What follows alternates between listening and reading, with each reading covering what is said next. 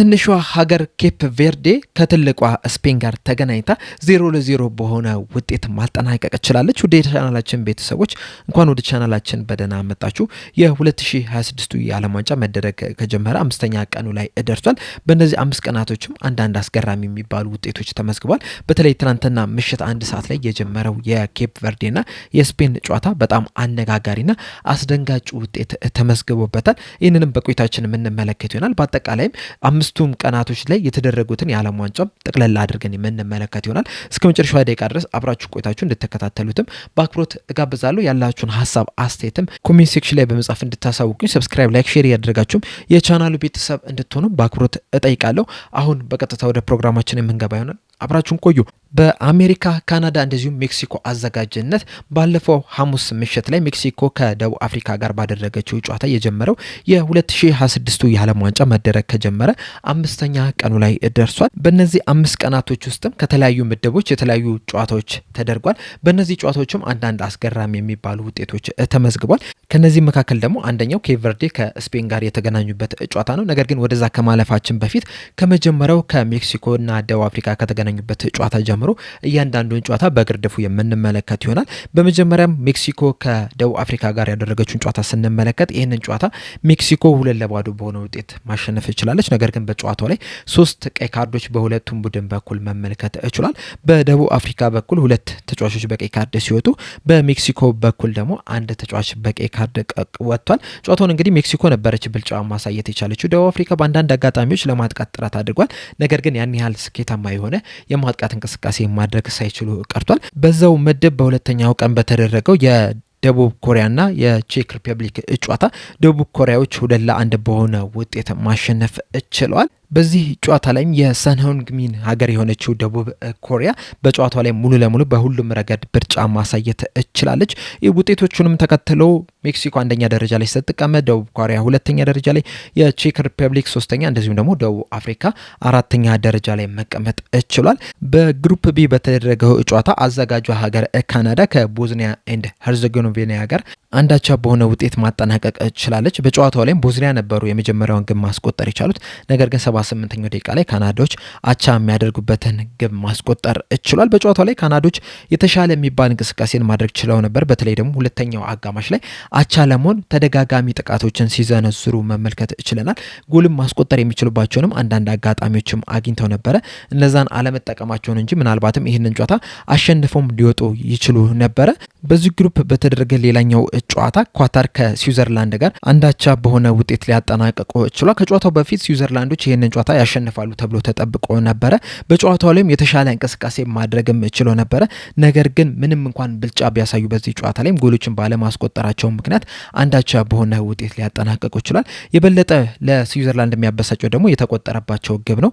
94ኛው ደቂቃ ድረስ 1-0 መምራት ችሎ ነበር። ነገር ግን 94ኛው ደቂቃ ላይ ራሳቸው ላይ ባስቆጠሯት ግብ አማካኝነት አንዳቻ በሆነ ውጤት ሊያጠናቀቁ ችሏል። በግሩፕ ሲ በተደረገ ጨዋታ ብራዚል ከሞሮኮ ጋር ተገናኝተው ነበረ። ጨዋታውንም አንዳቻ በሆነ ውጤት ሊያጠናቀቁ ችሏል። በጨዋታው ላይ ሞሮኮ ነበረች በሳባሪያ አማካኝነት ቀዳሚ መሆን ችላ የነበረው። ነገር ግን ቪኒሺየስ ጁኒየር ባስቆጠራት ግብ ብራዚል አቻ በሆነ ውጤት ልታጠናቀቅ ችላለች። በዚህ ጨዋታ ላይ በሁለቱም ቡድን በኩል ጥሩ የሚባል ፉክክርን መመልከት ችለናል። ሞሮኮችም ቀላል እንዳልሆኑ በዚህ ጨዋታ ላይ በደንብ ማሳየት ችሏል። ከብራዚል ጋር እንግዲህ እስከ መጨረሻው ደቂቃ ድረስም መፋለምም ችሏል። ጨዋታው ከመጀመሩ በፊት ብራዚል የማሸነፍ ከፍተኛ ግምት ተሰጥቷት ነበረ። ግን በጨዋታው ላይ ሞሮኮዎች ግን በጣም ጠንካራ የሚባሉ ቡድን መሆናቸውን ማስመስከር ችሏል። በሌላ በተደረገ ጨዋታ ሃይቲ በስኮትላንድ 1-0 በሆነ ውጤት ልትሸነፍ ችላለች። ለስኮትላንድ ብቸኛዋን ግብ ማጊን ነበረ ማስቆጠር የቻለው። ይህች ግብም የስኮትላንድ ብሔራዊ ቡድን ከ28 ዓመት በኋላ በዓለም ዋንጫ ላይ ያስቆጠራት የመጀመሪያ ግብ ሆና መመዝገብ ችላለች። በዚች ግብም አማካኝነት ምድባቸውንም በ1ኛ ደረጃ ላይ በመቀመጥ መምራት ችሏል። ብራዚልና ሞሮኮም በ2ኛና 3ኛ ደረጃ ላይ ሲቀመጡ ሃይቲ በ4ኛ ደረጃ ላይ ልትቀመጥ ችላለች። በምድብ ዲ በተደረገ ጨዋታ አውስትሪያ ከቱርኪ ጋር ተገናኝተው ነበረ። ይህንንም ጨዋታ አውስትራሊያ 2-0 በሆነ ውጤት ልታሸንፍ ችላለች። በሌላ ጨዋታ አዘጋጇ ሀገር አሜሪካ ከፓራጓይ ጋር ተገናኝታ ነበር። ይህንንም ጨዋታ 4-1 በሆነ ውጤት ልታሸንፍ ችላለች። ጥሩ የሚባል አጀማመር ነው አሜሪካ ማድረግ የቻለችው። በጨዋታው ላይ እንግዲህ የተለያዩ እድሎችንም አግኝታ ነበረ። ምናልባትም ያገኙትን እድል ተጠቅመው ቢሆን ኖሮ ከዚህ የበለጠም ጎል አስቆጥረው ሊወጡ የሚችሉበትም ከፍተኛ እድልም ነበራቸው። በግሩፕ ኢ በተደረገ ጨዋታ የጀርመን ብሔራዊ ቡድን ኩራካውን አግኝታ ነበር። ይህንንም ጨዋታ ደግሞ 7-1 በሆነ ሰፊ ውጤት ልታሸንፍ ችላለች። በጨዋታው ላይ እንግዲህ ጀርመን ነበረች ቀዳሚ ግብ ማስቆጠር የቻለችው። ነገር ግን ኩራካውስ የአቻ የምታደርጋቸውን ግብ አስቆጥረው ነበረ። ይቺም ግብ ደግሞ ለደጋፊዎቹ በጣም ደስታን የምትፈጥር ግብ ሆና ተመዝግባላቸዋለች። እንደሚታወቀው ይሄ ብሔራዊ ቡድን እንግዲህ ለመጀመሪያ ጊዜ ነው በዓለም ዋንጫ ላይ እየተሳተፈ የሚገኙና ሀያሉ ሀገር ጀርመን ላይ ጎል ማስቆጠራቸው ከፍተኛ ደስታን ፈጥሮላቸው ነበረ። ነገር ግን ይሄ ደስታቸው ብዙም አልቆይም። ከዛ በኋላ እንግዲህ ተከታታይ ባስቆጠሯቸው 6 ግቦች የጀርመን ብሔራዊ ቡድን 7-1 በሆነ ውጤት ሊያሸንፉ ችሏል። በሌላኛው በተደረገ ጨዋታ ደግሞ የአይቨሪ ኮስት ቡድን ኢኳዶርን 1-0 በሆነ ውጤት ሊያሸንፉ ችሏል። አይቨሪ ኮስት በዚህ ጨዋታ ላይ ሙሉ ለሙሉ ብልጫ ማሳየት ችለው ነበር። በተለይ ደግሞ ያንዲያ ሜንዴ የጨዋታው ኮከብ ተብሎ መመረጥ ችሏል። በጣም ብዙ እድሎችን ሲፈጥር መመልከት ችለናል። በተደጋጋሚም የኢኳዶርን ተከላካዮች በቀላሉ ነበረ ሲያልፍ የተመለከት ነውና በጨዋታው ላይ ከፍተኛ የሚባል ተጽዕኖ ማሳደር ችሏል። በስተመጨረሻም የማንቸስተር ዩናይትድ ተጫዋች ሆኖ አማድ ባስቆጠራት ግብ 1-0 በሆነ ውጤት አሸንፎ ሊወጡ ችሏል። በግሩፕ ኤፍ በተደረገ ጨዋታ የኔዘርላንድ ብሔራዊ ቡድን ከጃፓን ጋር 2-2 በሆነ ውጤት ሊያጠናቅቁ ይችላል።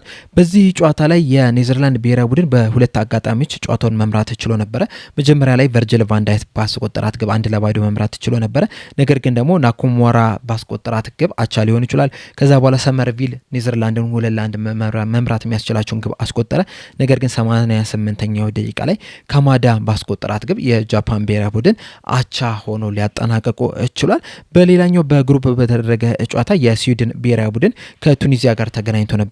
ጨዋታውንም 5-1 በሆነ ሰፊ ውጤት ሊያሸንፉ ችሏል። ጨዋታው ላይም ሙሉ ለሙሉ ብልጫ ማሳየትም ችለው ነበረ። በግሩፕ ኤች በተደረገ ጨዋታ የሳውዲ አረቢያ ብሔራዊ ቡድን ከኡራጋይ ጋር ተገናኝቶ ነበረ። ይህንንም ጨዋታ 1-1 በሆነ ውጤት ሊያጠናቅቁ ችሏል። በግሩፕ ጂ በተደረገ ጨዋታ ደግሞ ኢራን ከኒውዚላንድ ጋር 2-2 ሲያጠናቅቁ የቤልጅየም ብሔራዊ ቡድንም ከግብጽ ብሔራዊ ቡድን ጋር 1-1 በሆነ ውጤት ሊያጠናቅቁ ችሏል። ሌላኛው ጨዋታ ደግሞ በግሩፕ ኤች በስፔንና በኬፕ ቨርዴ መካከል የተደረገው ጨዋታ ነው የነበረው። ምናልባትም በዚህ ዓለም ዋንጫ ላይ እስካሁን ድረስ ካየናቸው ጨዋታዎች ውስጥ በጣም ያስደነገጠን ውጤት የተመዘገበበት ጨዋታ ስፔን ከኬፕ ቨርዴ ጋር የተገናኙበት ጨዋታ ነው። ምክንያቱም ከጨዋታው በኋላ የስፔን ብሔራዊ ቡድን ይህንን ጨዋታ በቀላሉ ያሸንፋሉ የሚል ግምት ነው የነበረው። በተለይ የቀድሞ የአስቶን ቪላ ተጫዋች ሆነው እንደዚሁም በቶክ ስፖርት ላይ በተንታኝነት የሚታወቀው ጋቢ አግቦላሁ ከዚህ ጨዋታ በፊት ባስቀመጠው ግምት ላይ የስፔን ብሔራዊ ቡድን 7-0 ተሸንፋለች። ምናልባትም እስከ 9 ጎሎችንም ልታስቆጥር ትችላለች። እንደዚሁም እነ ላሚን ያማል እንደዚሁም ደግሞ ኒኮ ዊሊያምስን በዚህ ጨዋታ ላይ 3 ጎሎችን ሊያስቆጥሩ ይችላሉ የሚል ግምቱን አስቀምጦ ነበረ። ነገር ግን በጨዋታው ላይ የተመለከትነው ከዚህ በተቃራኒው ነው የነበረው። የስፔን ብሔራዊ ቡድን በጣም ብዙ ሙከራዎችን በዚህ ጨዋታ ላይ ቢያደርግም ወደ 27 የሚጠጉ ሙከራዎችን ማድረግ ችሎ ነበረ። ነገር ግን ደግሞ ኢላማን የጠበቀ ሙከራ ማድረግ የቻሉት 7 ብቻ ነው።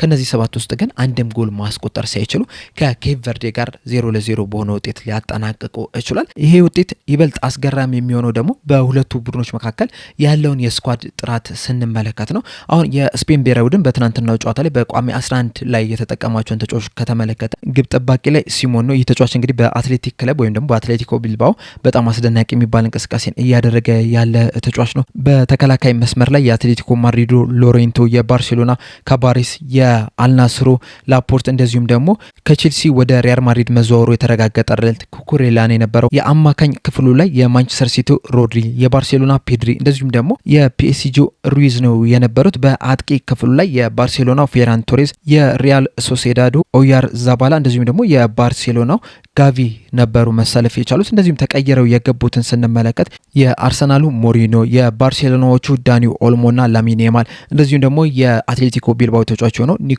ዊሊያምስን የነበሩት። ይህም ብቻም አይደለም ተቀይረው ያልገቡት ኦቨር ቤንች የነበሩ ተጫዋቾች ራሱ ወደ ሌላ ሀገራቶች ቢሄዱ ምናልባትም በቋሚነት ሊጀምሩ የሚችሉ ተጫዋቾች ናቸው። በተለይ አሁን ለምሳሌ በረኛ ላይ ከተመለከተን ዴቪድ ራያ ነው። በአርሰናል እንግዲህ ምን አይነት ጥሩ የሚባል እንቅስቃሴን እያደረገ እንደሆነ ሁላችንም መመልከት ይችላል። እንደዚሁም ደግሞ የባርሴሎና በረኛ የሆነው ጋርሺያም ተቀያሪ ወንበር ላይ ነው የነበረው። ከዛ በተጨማሪም በተከላካይ መስመር ላይም ኤሪክ ጋርሺያ ከባርሴሎናም ነበረ። እንደዚሁም ደግሞ ፖሮም ከቶተናምም ተቀይሮ ያልገባ ተጫዋች ነው። ከዛ በተጨማሪም ደግሞ የባየር ሊቨርኩሰኑ ተጫዋች ሆነው ግሪማልዶም አልተቀየረም። እንደዚሁም ደግሞ የአርሰናሉ ዙቢሜንዲም አለ፣ እንደዚሁም የክሪስታል ፓላሱ ፒኖም በዚህ ጨዋታ ላይ ነበር፣ ነገር ግን ተቀይሮ መግባት ሳይችሉ የቀሩ ናቸው። በአጠቃላይ የስፔን ብሔራዊ ቡድን በጣም ጠንካራ የሚባል ስኳድን ነው ይዛ የመጣችው ወደዚህ የዓለም ዋንጫ። እንደዛም ቢሆንም ግን ኬፕ ቨርዴ ላይ ምንም አይነት ግብ ማስቆጠር ሳይችሉ ቀርቷል። እነ ላሚን ያማል እነ ኒኮ ዊሊያምስ ተቀይረው ቢገቡም እንደዚሁም በስፔን ላሊጋም በጣም አስደናቂ የሚባል እንቅስቃሴን ቢያደርጉም በሻምፒዮንስ ሊጉም በጣም ጠንካራ የሚባልን እንቅስቃሴ ቢያደርጉም ኬፕ ቨርዴ ላይ ግን ምንም አይነት ትርጉም የሌለው እንቅስቃሴ ማድረግ ሳይችሉ ቀርቷል። በእርግጥ እነዚህ ሁለት ተጫዋቾች ከጉዳት ነው የተመለሱት። እንደዛም ቢሆንም እንደዚሁም ደግሞ አንዳንድ ሰዎችም እነዚህ ተጫዋቾች እኮ በቋሚነት ቢጀምሩ ኖሮ ጨዋታውን አሸንፈው መውጣት ይችላሉ ነበር የሚሉ ምክንያቶችን ያስቀምጣሉ። እንደዛም ቢሆንም እነ ላሚን ያማል እነ ኒኮ ዊሊያምስ በቋሚነት ባይጀምሩም ተቀይረው ባይገቡም እንኳን ራሱ የስፔን ብሔራዊ ቡድን ያላት ስኳድ ኬፕ ቨርዴን ለማሸነፍ በጣም በቂ ነው። ኬፕ ቨርዴን አይደለም ሌሎች ትልልቅ የሚባሉ ሀገራቶችንም ለማሸነፍ በቂ የሆነ ስኳድ ነው ያላት። ነገር ግን በትናንትናው ጨዋታ ላይ ኬፕ ቨርዴዎች በጣም አስደናቂ የሚባል እንቅስቃሴን ማድረግ ችለው ጨዋታው ላይ 0-0 በሆነ ውጤት በማጠናቀቅ 1 ነጥብን ይዘው ሊወጡ ይችላል። ይሄም 1 ነጥብ ደግሞ በታሪካቸው በዓለም ዋንጫ ላይ ያስመዘገቡት ብቸኛ ነጥብ ሆኖ መመዝገብ ችሎላቸዋል። ከዚህ በኋላ እንግዲህ ኬፕ ቨርዴዎች በጣም ብዙ ርቀትን ይጓዛሉ ተብሎ አይጠበቅም።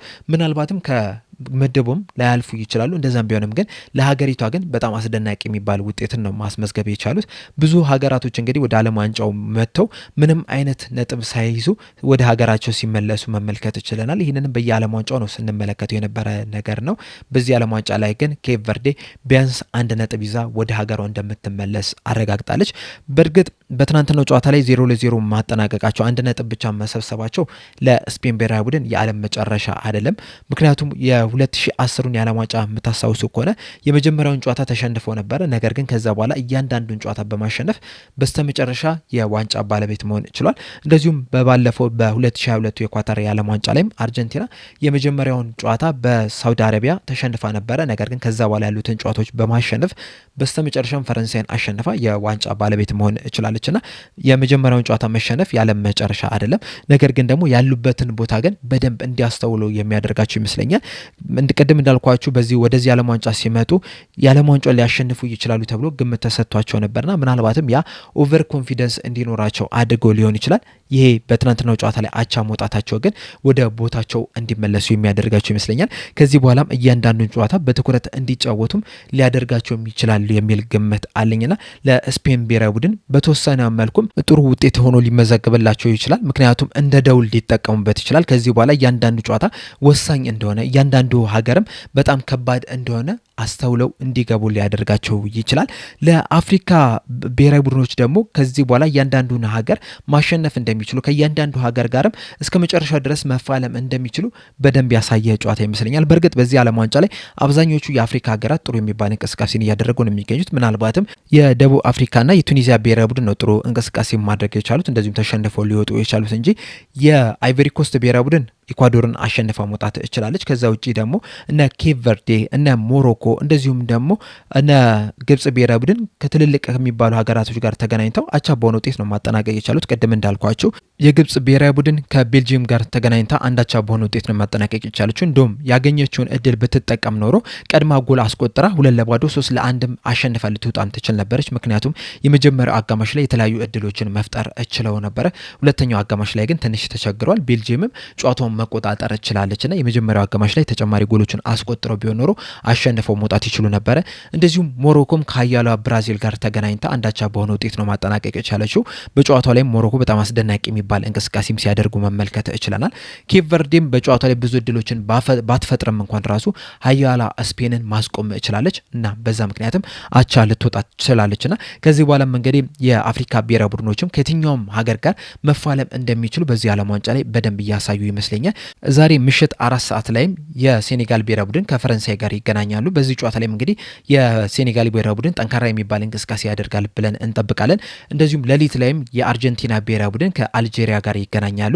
በዛ ጨዋታ ላይም የአልጄሪያ ብሔራዊ ቡድን ጥሩ የሚባል እንቅስቃሴን ያደርጋሉ ተብሎ ይጠበቃል እና ምናልባትም ከዚህ ቀደም ባልታየ መልኩ የአፍሪካ ብሔራዊ ቡድኖች በዚህ ዓለም ዋንጫ ላይ ጥሩ እንቅስቃሴ ያደርጋሉ የሚል ግምት አለኝ። ነገር ግን በጨዋታዎች ላይ ምን አይነት እንቅስቃሴ ያደርጋሉ እንደዚሁስ ምን ያህል ርቀት ይጓዛሉ የሚለውን አብረን የምንመለከት ይሆናል። ለእናንተ ግን የትናንትናውን ጨዋታ እንዴት አገኛችሁት? በኬፕ ቨርዴ አቋምስ ምን ተሰማችሁ? እንደዚሁስ በዚህ ዓለም ዋንጫ ላይ የአፍሪካ ብሔራዊ ቡድን እስከምን ያህል ርቀት ድረስ ይጓዛል ብላችሁ ታስባላችሁ? ሀሳብ አስተያየታችሁ እንዳለ ኮሜንት ሴክሽን ላይ በመጻፍ አሳውቁኝ። ለአሁን እኔ እዚህ ላይ አበቃው። እስከ መጨረሻው ደቂቃ ድረስ ስለተከታተላችሁኝ ከልብ አመሰግናለሁ። በቀጣይ በሌላ እስከምንገናኝ ድረስ ሰብስክራይብ፣ ላይክ፣ ሼር ማድረግ እንዳትረሱ። ቸር ያቆየን።